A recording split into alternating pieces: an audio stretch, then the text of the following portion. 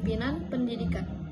Kepemimpinan secara umum didefinisikan sebagai kemampuan dalam kesiapan yang dimiliki oleh seseorang untuk dapat mempengaruhi, mendorong, mengajak, menuntun, menggerakkan, mengarahkan, dan kalau perlu memaksa orang atau sekelompok agar menerima pengaruh tersebut dan selanjutnya terbuat sesuatu yang dapat membantu tercapainya suatu tujuan tertentu yang telah ditetapkan.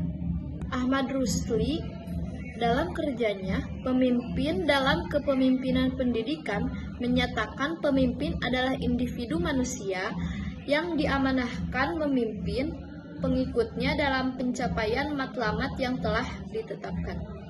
Menyebutkan dalam bukunya, pemimpin adalah seorang pribadi yang memiliki kecakapan, kelebihan khususnya kecakapan dan kelebihan di satu bidang, sehingga ia mampu mempengaruhi orang-orang lain untuk bersama-sama melakukan aktivitas-aktivitas tertentu demi pencapaian suatu atau beberapa tujuan.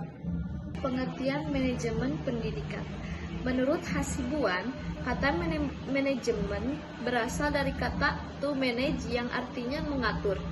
Pengaturan dilakukan melalui proses dan diatur berdasarkan urutan dari fungsi-fungsi manajemen itu. Jadi, manajemen merupakan suatu proses untuk mewujudkan tujuan yang diinginkan. Karena manajemen diartikan mengatur, maka timbul beberapa pertanyaan bagi kita, yaitu apa yang diatur, kenapa harus diatur, siapa yang mengatur, bagaimana mengaturnya, dan di mana harus diatur. Sementara manajemen menurut istilah adalah proses mengkoordinasikan aktivitas-aktivitas kerja sehingga dapat selesai secara efisien dan efektif dengan dan melalui orang lain. Selanjutnya, manajemen pendidikan Islam.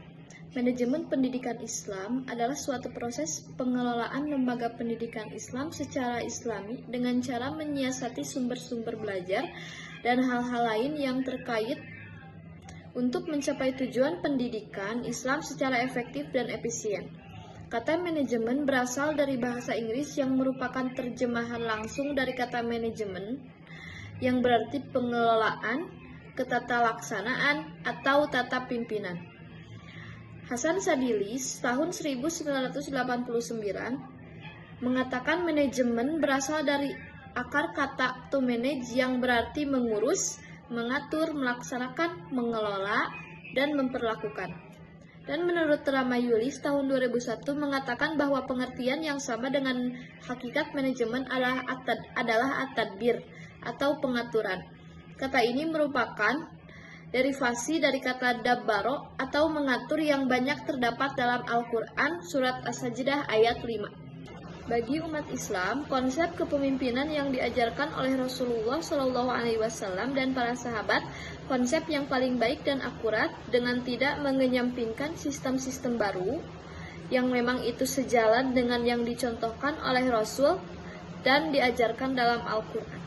Kepemimpinan dalam Islam ada dua yang bisa diambil dalam pembahasan kepemimpinan ini, yaitu yang pertama, kepemimpinan bukan sekedar kontrak sosial antara sang pemimpin dengan masyarakat, tetapi juga ia merupakan sebuah ikatan perjanjian yang sakral antara pemimpin dan Allah.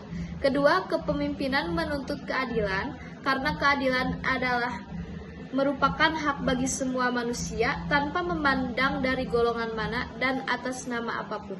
Sifat-sifat pemimpin dalam Islam adalah merupakan sebuah usaha yang mesti dijalankan dalam setiap tindakan memimpin, sehingga organisasi yang dipimpin akan selalu dalam lindungannya dan menjadi organisasi yang baldatun thayyibatun wa rabbun ghafur. Tugas dan tanggung jawab kepemimpinan Islam adalah merupakan perintah seperti yang telah dilakukan oleh Rasul, yang pada hakikatnya untuk memimpin umat agar dapat keluar dari kegelapan. Assalamualaikum warahmatullahi wabarakatuh. Halo, perkenalkan nama saya Pasca Florensa.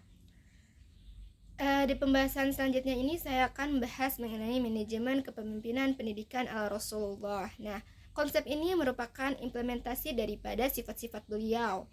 Yang pertama ada kompetensi moral. Ini merupakan implementasi daripada sifat syidik. Implikasinya bagi pemimpin pendidikan adalah mengkreasikan proses pendidikan ini atas dasar cinta dan kasih sayang antara pendidik dan peserta didik untuk menghasilkan edukatif yang harmonis layaknya orang tua dan anak. Nah, yang kedua adanya kompetensi profesional. Ini merupakan implementasi daripada sifat amanah. Implikasinya bagi pemimpin pendidikan adalah membudayakan kinerja pendidikan yang berorientasi pada need of achievement, yakni bukan hanya sebatas menggugurkan kewajiban semata, tapi juga berusaha keras untuk berprestasi dan meraih kepuasan diri. Nah, pemimpin pendidikan ini tidak boleh menyalahgunakan jabatan dan wewenangnya untuk kepentingan pribadi ataupun golongan tertentu, tetapi untuk kepentingan lembaga pendidikan. Nah, lalu yang ketiga ada kompetensi sosial yang merupakan implementasi daripada sifat tabligh. Implikasinya bagi pemimpin pendidikan adalah pemimpin pendidikan ini harus membekali diri dengan keterampilan komunikasi verbal yang bagus, baik secara vertikal antara atasan dan bawahan maupun secara horizontal antara antar para pemimpin. Nah, keputusan atau kebijakan yang diambil ini juga harus berdasarkan atas asas kearifan dan kebijaksanaan. Lalu yang terakhir adalah kompetensi intelektual yang merupakan implementasi daripada sifat fatona. Implikasinya bagi pemimpin pendidikan adalah kebijakan-kebijakan pendidikan yang diambil ini harus didasarkan atas rasionalitas yang dapat diterima di masyarakat. Nah, lalu pemimpin pendidikan juga harus memberdayakan kreativitas dan inovasi pemikiran dalam menyelesaikan problematika pendidikan yang dihadapi oleh lembaga pendidikan yang ia pimpin. Pemimpin pendidikan juga harus terus mengembangkan kualitas intelektual dia, baik dari melalui pelatihan maupun pengalaman sehari-hari. Manajemen pendidikan menurut hadis Nabi ada 4 poin. Yang pertama, prinsip dan nilai dasar manajemen pendidikan bersumber dari Al-Quran, hadis, dan akal. Yang kedua, pertanggungjawaban kepada pihak terkait dan kepada Allah Subhanahu wa Ta'ala. Yang ketiga, berniat ibadah serta diniatkan untuk mencari ridha Allah dan menjadi bagian dari amar ma'ruf nahi munkar. Dan yang terakhir, kegiatan manajerial berorientasi kepada keselamatan diri di dunia dan di akhirat kelak.